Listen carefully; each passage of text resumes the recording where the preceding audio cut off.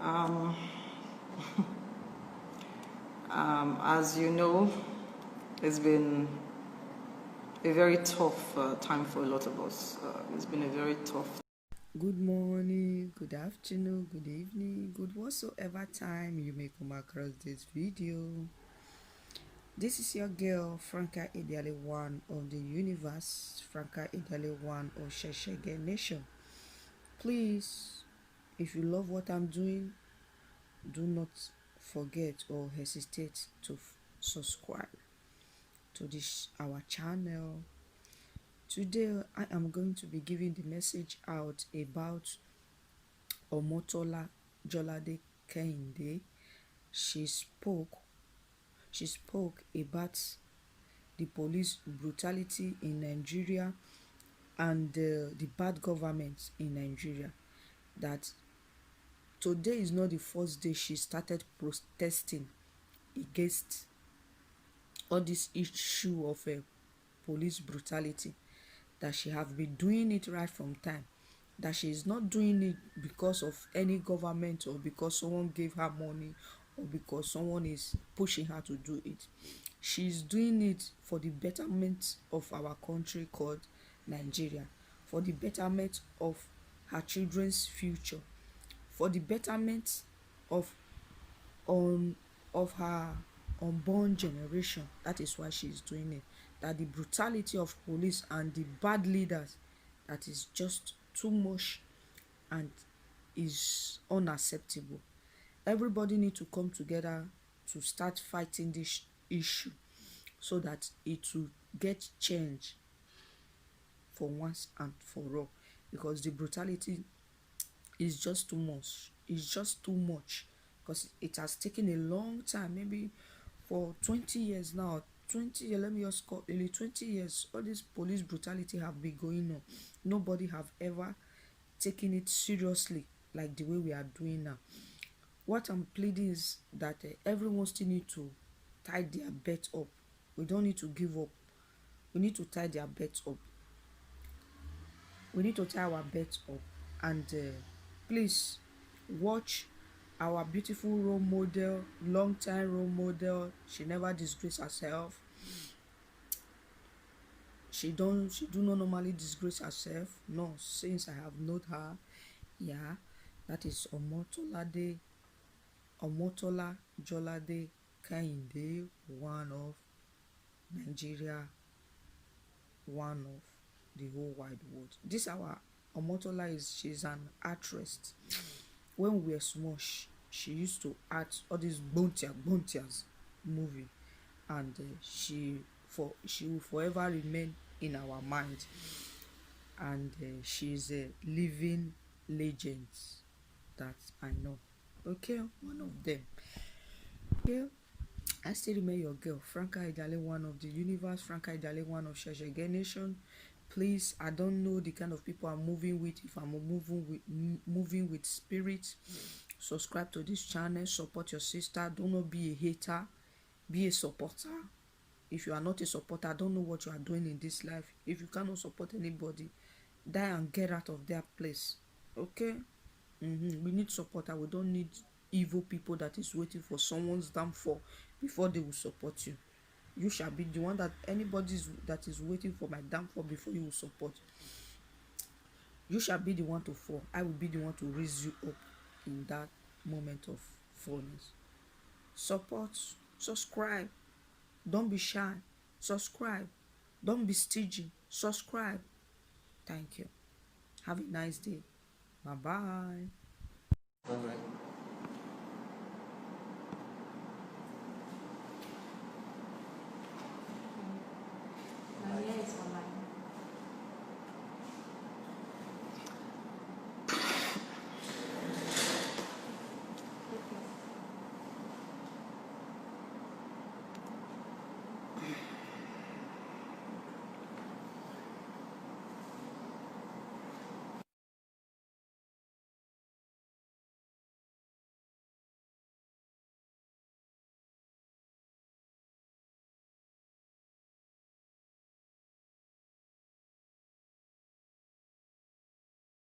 Um,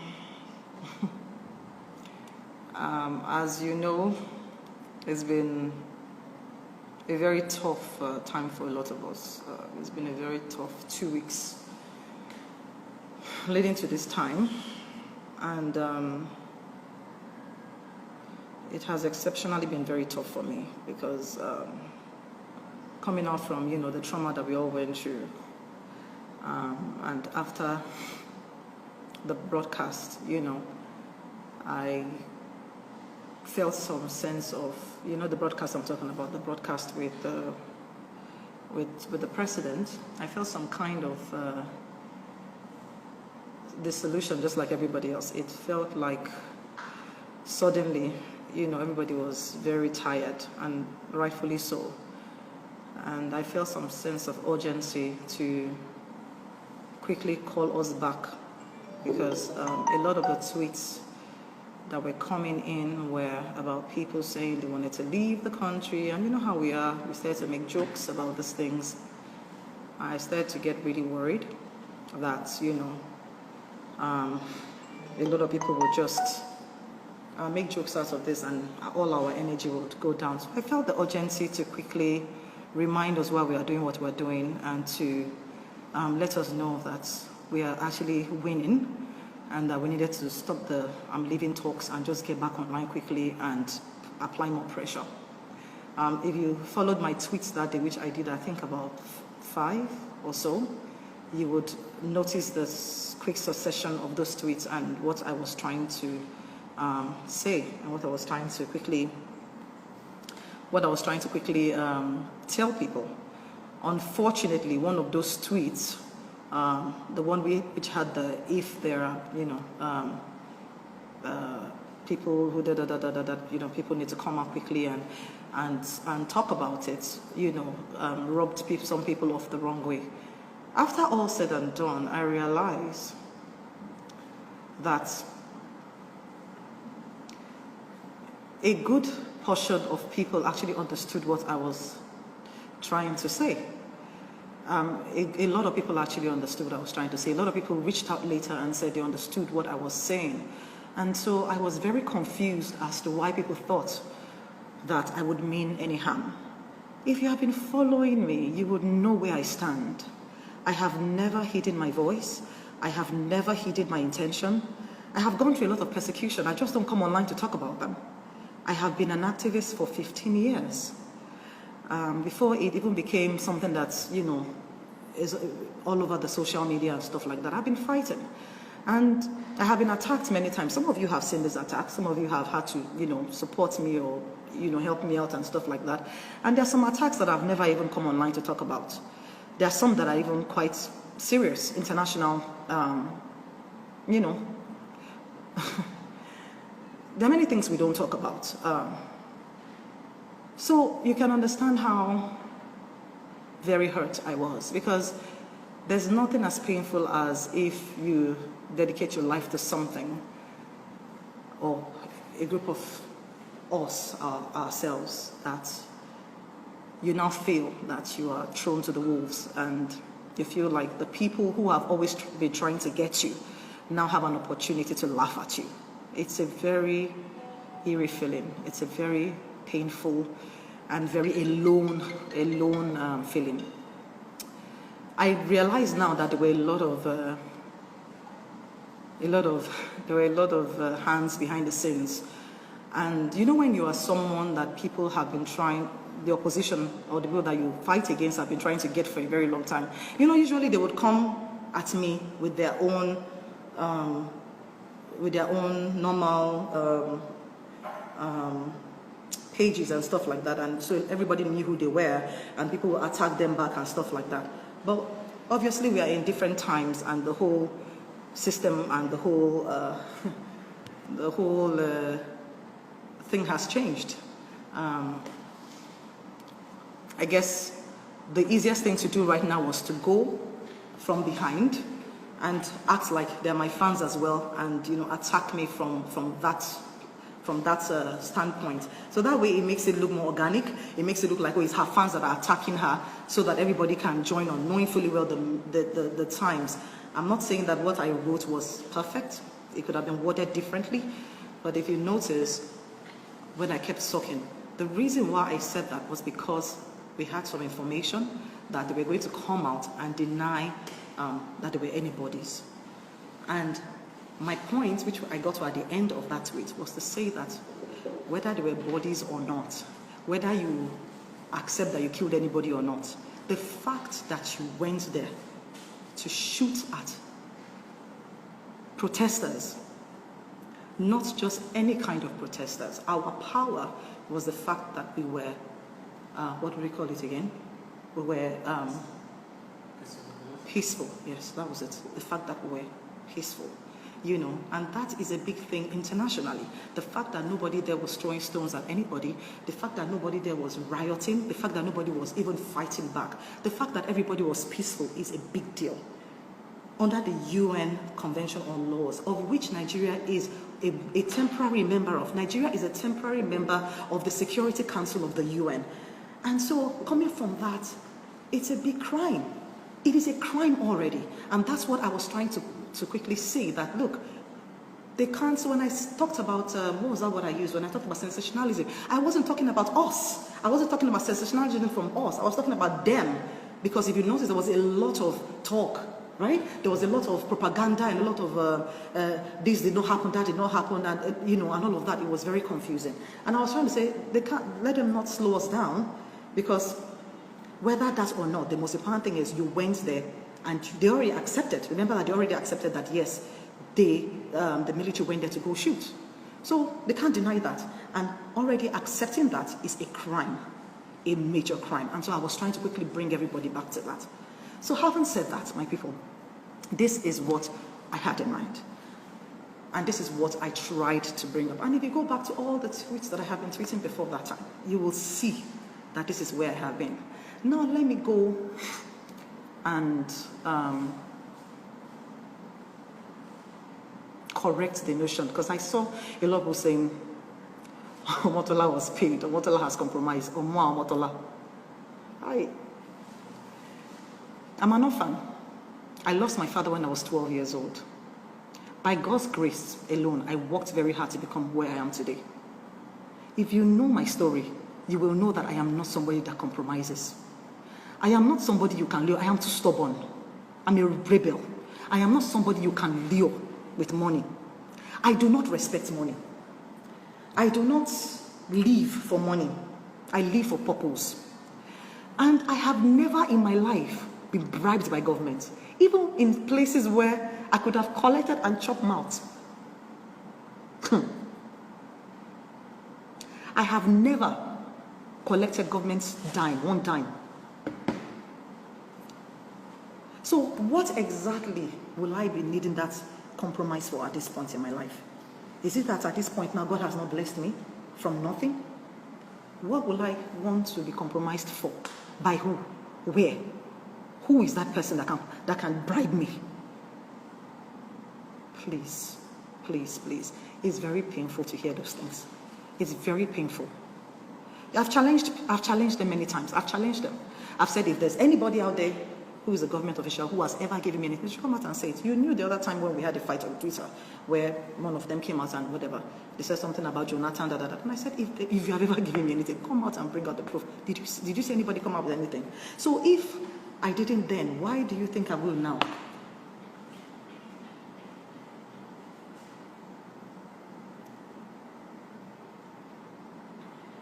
You know? The strategies are elaborate. The strategies to discredit everybody's voice.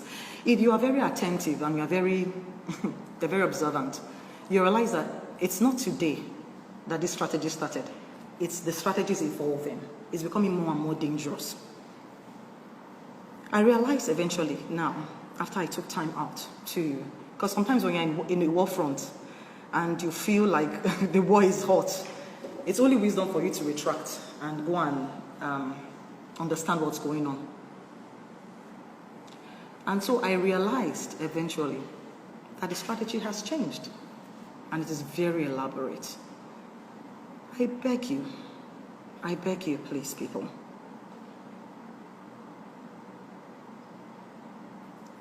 For the people that have been very consistent,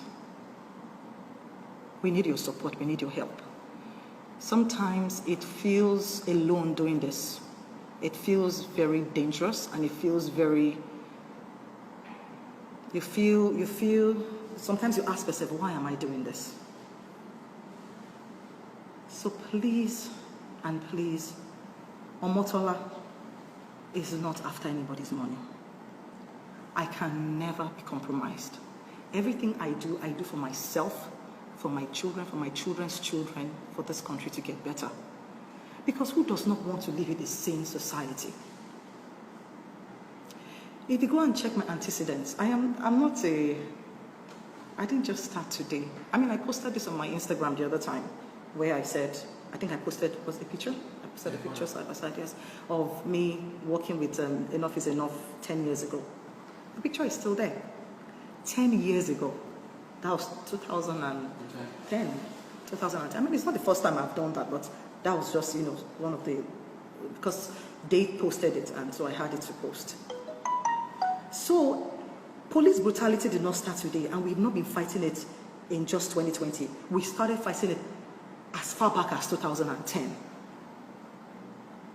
Imagine what we have been through. Imagine the attacks, and we are still fighting it today. We're still fighting it today. But more than ever, we are closer to solutions. More than ever, there is hope. More than ever, we are getting to a point where we can finally see some light. It has taken a lot of energy, a lot of people, a lot of fight, a lot of, tenacity to get to where we are. And I just want to say thank you to everybody who is adding their voice, who is not letting out, who is pushing. God bless you. Don't stop. We're closer. A lot of us are working in the background. A lot of my colleagues, or a lot of, in the NGO world and everything, working. They don't always come online to say all the things that are going on. But we're close. We're close, and a lot of things are happening. And I still want to end, because I'm not going to stay on this life for very long.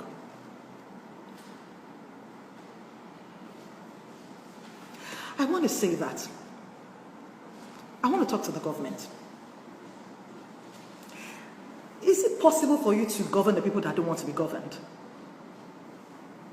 Is it possible for you to lead people who have decided they don't have any trust or any kind of confidence in you? Is it possible? Do you not realize that the game is up? If you have gotten away with this for many years, you can't get away with it anymore. It is time to start coming clean. It is time to start coming clean before it gets too bad. I am begging you. Now we have a panel. Please let it be true. Let us find the right answers. And if you cannot, you cannot find the right answers, get out of the way. Get out of the way. To tell the truth, it is not going to be easy. I wrote a long time ago that it's not a sprint, it's a marathon. It's a marathon. But I believe that a lot of us are not tired. And I know that we are going to get what we need to get. Because we are ready.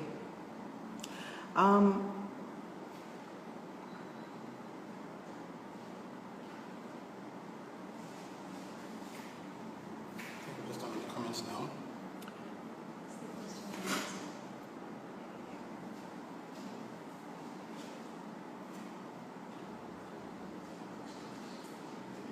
We can take questions. Okay, I can take questions. Okay. If you have a question, thank you. If you have a question for me, if you realize that sometimes there's so many things in my head, but I understand the times we're in, and it's a very hard time for all of us. It's a very hard time for all of us. So I'll take your questions and I'll answer as many people as I can. God help us.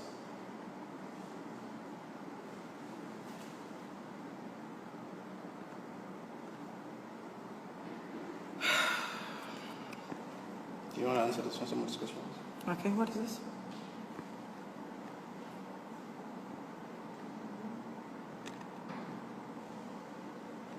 This is So what? So it says initially that you were misunderstood. I hope you're doing fine. Yes, I'm doing fine, thank you. I'm doing well.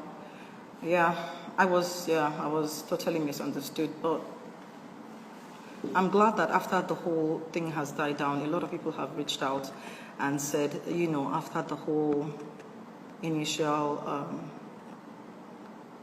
controversy, that they've gone back to read my tweets and that now they understand what I was trying to say. But I hold on to what I've always said, and which is we need answers. We need to know who ordered that shooting. Who ordered the shooting? Who removed the cameras? Who turned off the light? You can't wish it away. Do you want to answer this? Can you answer this question? Do you think there is hope for the ongoing investigation? I'm a very optimistic person, and I believe that by God's grace there will be some kind of report. The question was if I have hope for the ongoing investigation. I mean, there are credible people there that are representing us.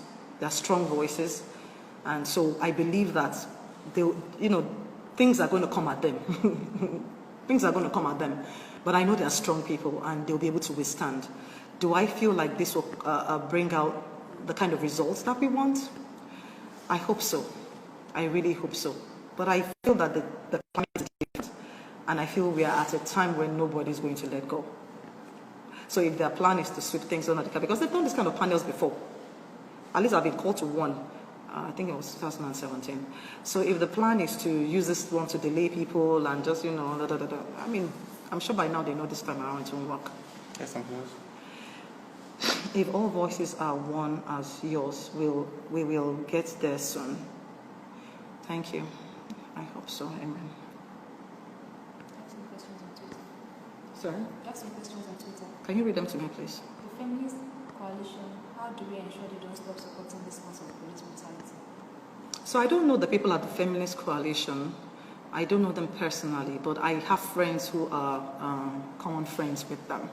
Because, most of us are all in the same circle, the NGO circle and all of that. And I know they're very honorable people.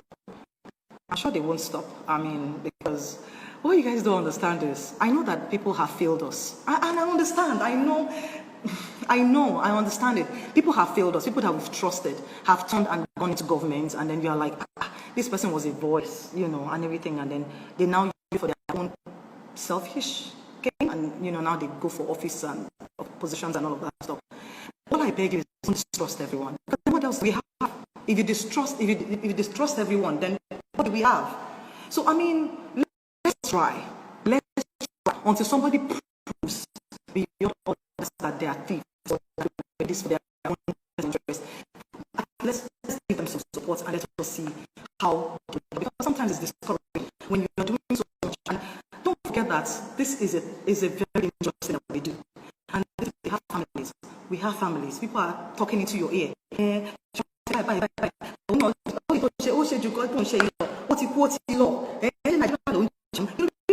families calling you, telling you what is wrong with you. It's a lot.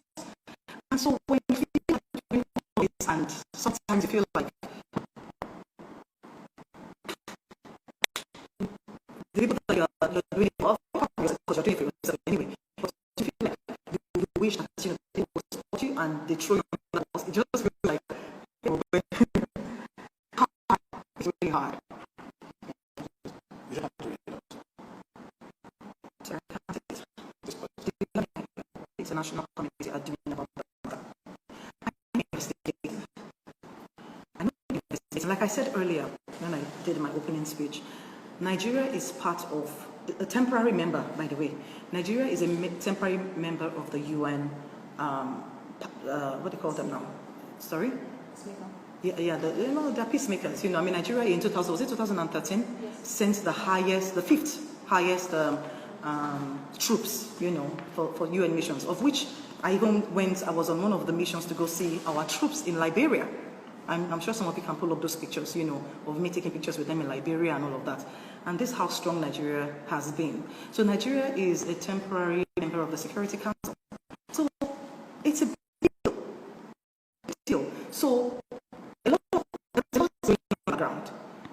me, they can't get away with this. And they know the repercussion, and that's why, they're trying so hard to change some of the narrative. But thank God we're not letting go. And you can't change it because it's there. And there's proof. There is proof. So yes, the international community is doing a lot. I don't know, I'm not privy to everything, so I can't say so much. I can only say to what extent, I know. And I know that it's going on.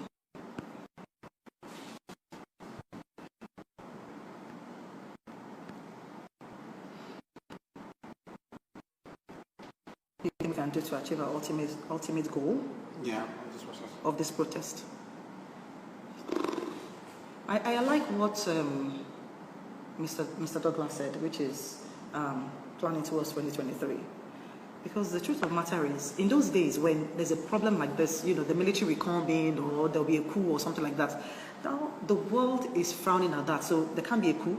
You cannot take out a legitimate government that was voted in, and all of that stuff. Except the protest continues and then, they're asked to step down or something.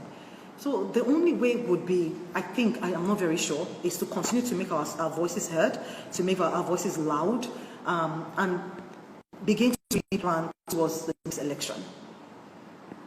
But a lot of people are scared to come out because people are like, if I come out, you don't trust me. So we have to find a balance. We have to find a balance and allow people, support people who are willing to come out. Guide them, but support them. I think I'm not sure it's another way to be honest. Take the pressure on and start with the organization.